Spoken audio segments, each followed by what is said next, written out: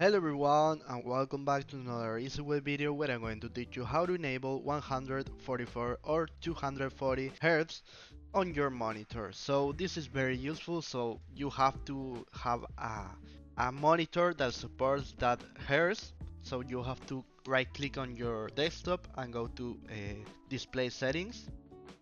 So once you're here, you have to press advanced configuration and you have to choose down here in update frequency, and you have to select the option of 144 or 240.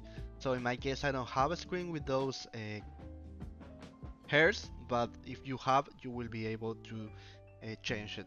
So if this video was useful for you, please comment, share, like, subscribe, press the bell on the subscription button, and see you in another Easy Way video. Remember to check out all my videos because I have a lot of tutorials that are useful. Goodbye and Easy Way.